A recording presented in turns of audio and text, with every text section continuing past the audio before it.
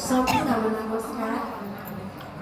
रिसाइकलिङ र अपसाइकलिङ मार्फत हरित रोजगार सिर्जना भन्ने मूल नाराका साथ यही वैशाख 7 गतेदेखि 13 गतेसम्म युएनडिपी कोइका दीर्घायु नेपाल तथा पोखरा महानगरपालिकाको समन्वयमा सञ्चालन हुन लागेको यस तालिमको आज हामी 7औं तथा अन्तिम दिनमा प्रवेश गरिरहेका छौँ।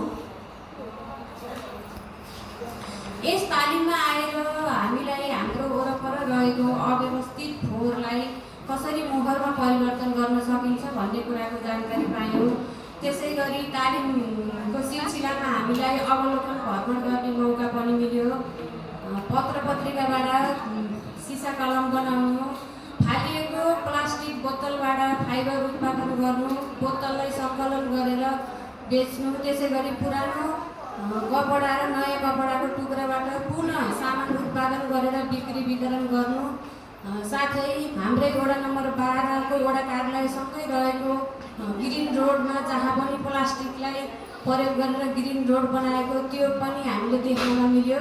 त्यसले गर्दा हाम्रो वरपर रहेको फोहोरलाई हामीले मोहरमा परिवर्तन गर्न सकिँदो रहेछ भनेर थप हामीमा ऊर्जा मिलेको छ। त्यसै गरी मैले पनि आफूले गर्दै आइरहेको सिलाइ कटाइ तालिमलाई नै निरन्तरता दिन चाहेँ।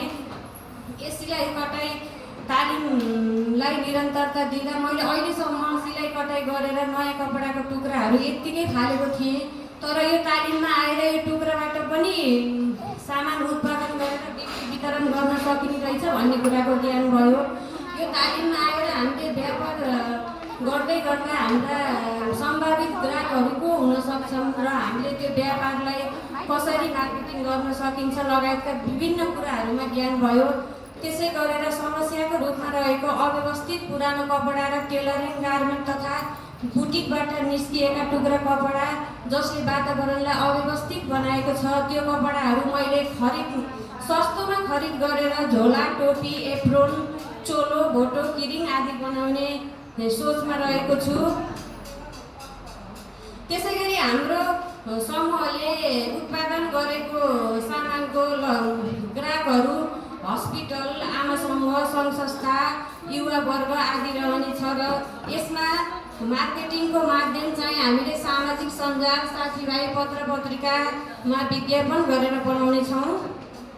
त्यसै गरी हामीले उत्पादन गरेको सामानमा अरूको भन्दा फरक कला र विशेषताको रूपमा भन्नुपर्दा हाम्रोमा सिलाइ डबल हुनेछ, फ्रीमा रिपेयरिङ हुनेछ र आफैले बिक्री गरेको सामानको अन्तिममा 15% तिरेर हामीले उक्त ग्राहकबाट पुनः खरिद गर्नेछौँ। त्यसै गरी कच्चा पदार्थको स्वरूपमा हामीले टेलरिङ, गार्मेन्ट, बुटिक विभिन्न टोलसँग समन्वय गरेर हामीले कच्चा पदार्थ सङ्कलन गर्ने हौँ। त्यसै गरी आम्दानीको बाटो हाम्रो लुगा भाडामा दिएर अर्डर अनुसार भन्दा नि पहिल्यै तयारी बनाएर जसलाई इमर्जेन्सी पर्छ उहाँहरूले लैजान सक्नुहुन्छ।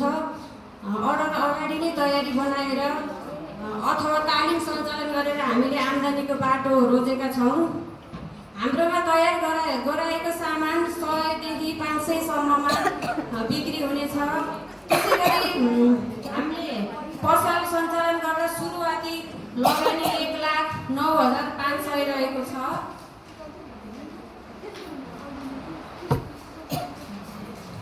त्यसै गरी मासिक खर्च बाँडफाँडमा 33,000 रहेको छ। प्रतिफल नाफा 42,000 रहेको छ।